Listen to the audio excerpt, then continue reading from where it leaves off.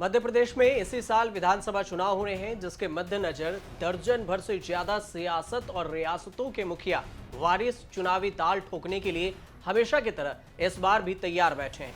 राजनीतिक दल भी जनता के बीच पैठ रखने वाली बड़ी और छोटी रियायतों के बीच नुमाइंदों और निगाहें लगाए बैठे हैं। लेकिन कर्नाटक जीत के बाद कांग्रेस और राहुल गांधी का दावा है कि कर्नाटक के बाद मध्य प्रदेश में ही जीतेंगे। इस सब के बीच में सबसे ज्यादा चौंकाने वाला एक ट्वीट कांग्रेस ने किया है, जिसमें कहा है कि आरएसएस ने एक सर्वे किया है जिसमें कांग्रेस की जीत दिखाई गई है और बीजेपी की हार। अक्सर कांग्रेस आरएसएस पर हमलावर रहती है, लेकिन इस सर्वे में आरएसएस पर कांग्रेस ने भरोसा जताया है। तो आज आपको 6 सर्वे बताएंगे और मध्य प्रदेश में क्या माहौल बन रहा है ये भी बताएंगे। कुछ लोगों का कहना है कि आरएसएस ने सर्वे किया है और कांग्रेस ने टेलीकास्ट किया। कांग्रेस ने ट्वीट में लिखा है कि आरएसएस के सर्वे से बीजेपी में हाहाकार है, मध्य प्रदेश में आ रही है कांग्रेस की सरकार। मध्य प्रदेश में चुनाव से पहले कई सर्वे सामने आए हैं जिनमें कांग्रेस की सरकार बनती दिख रही है। साथ ही बीजेपी 55 सीटों से भी कम में सिमट रही है। 2018 के 15 महीनों का कार्यकाल और कमलनाथ जैसे निर्विवाद और अनुभवी नेता का कांग्रेस को साथ है और वो जनता के बीच पहुंच रहे हैं। पिछले 5 महीनों में मध्य प्रदेश विधानसभा चुनाव 2023 को लेकर 6 अलग अलग सर्वे सामने आए।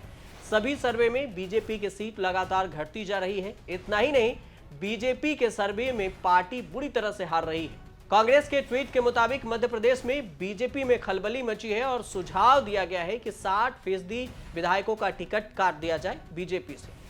तो 6 सर्वे क्या कहते हैं, आपको ये बताते हैं कि आखिर इन 6 सर्वे में क्या सब है। जनवरी 2023 में आरएसएस का एक सर्वे सोशल मीडिया में खूब वायरल हुआ, जिसमें बीजेपी 103 सीटों के साथ सरकार से बाहर जा रही है। फरवरी 2023 में कांग्रेस का एक आधिकारिक सर्वे सामने आया, जिसमें बीजेपी 95 सीटों पर सिमटती नजर आ रही है। और मार्च 2023 में एक सर्वे आया जिसमें इंटेलिजेंस का एक गोपनीय सर्वे लीक हुआ, जिसमें बीजेपी को 80 से भी कम सीटें मिलते नजर आई।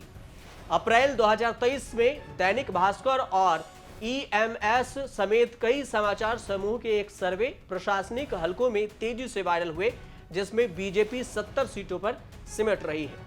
मई 2023 में ऑनलाइन डिजिटल प्लेटफॉर्म पर एक सर्वे हुआ, जिसमें बीजेपी को मात्र 65 सीटें मिलती नजर आई। जून 2023 में नवभारत टाइम्स ने एक सर्वे प्रकाशित किया, जिसमें बीजेपी को मात्र 55 सीटों के साथ सत्ता से बाहर होते बताया गया और उसमें दिखाया भी गया। कांग्रेस द्वारा जारी इस सभी सर्वे का ट्रेंड बता रहा है कि कांग्रेस तेजी से बढ़त बनाते हुए जनता की आवाज बन रही है, तो वहीं बीजेपी के हालात आए दिन खराब होती जा रही है। अगर इस पूरे सर्वे के आंकड़े सही रहे तो इस बार कर्नाटक की तरह मध्य प्रदेश में भी बीजेपी सत्ता से बाहर हो जाएगी।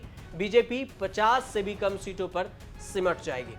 मध्य प्रदेश विधानसभा में कुल 230 सीटें हैं। पिछले विधानसभा चुनाव की अगर बात करें तो 2018 में हुए विधानसभा चुनाव में कांग्रेस 114 सीटों पर जीत के साथ सबसे बड़ी पार्टी के रूप में उभरी थी और बीजेपी को 109 सीटें मिली थी। बावजूद इसके सिंधिया के बागी होने के कारण मध्य प्रदेश में कांग्रेस की 15 महीनों की सरकार गिर गई थी और बीजेपी दोबारा सत्ता में आ गई थी।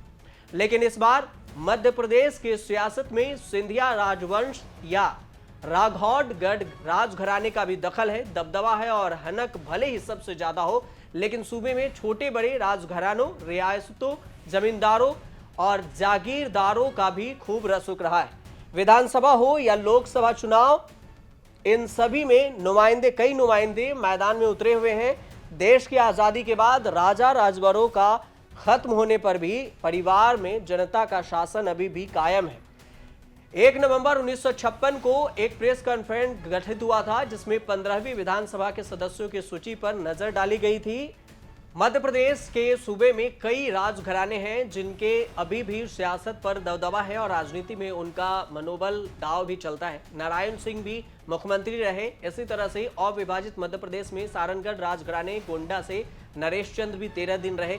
मध्य प्रदेश के मुख्यमंत्री रहे अर्जुन सिंह के बेटे अजय सिंह और दिग्विजय सिंह के बेटे जयवर्धन सिंह ने कांग्रेस के रसूख और एक्टिव जो महत्व है उनका काफी वायरल है। ज्योतिरादित्य सिंधिया की सियासत में भी बोलबाला से कौन अनजान है। ज्योतिरादित्य के बेटे महाआर्यमन भी अपनी राजनीतिक एक्टिव यानी सक्रियता तेजी से बढ़ा रहे हैं। लेकिन देखना इन सब के बीच में ये होगा कि कर्नाटक जीत के बाद राहुल गांधी जो 150 सीट जीतने का दावा कर रहे हैं मध्य प्रदेश में, क्या कांग्रेस उस जीत को सफलता हासिल कर पाती है उस जीत पर, या बीजेपी फिर से मध्य प्रदेश में सत्ता में काबिज होती है। लेकिन ये सब पता तब चलेगा जब विधानसभा चुनाव होंगे और उसके परिणाम आएंगे। फिलहाल जितने भी राजघराने हैं और राजवंश हैं वो मध्य प्रदेश में अपनी अपनी जीत का दावा कर रहे हैं। साथ में बीजेपी भी दावा कर रही है एक तरफ से कि वो मध्य प्रदेश में सरकार बनाएगी, तो कांग्रेस का दूसरी तरफ अलग ही दावा है कि वो 150 सीटों के साथ मध्य प्रदेश में सत्ता में वापसी कर रही है। आप देखते रहिए न्यूज़ तक।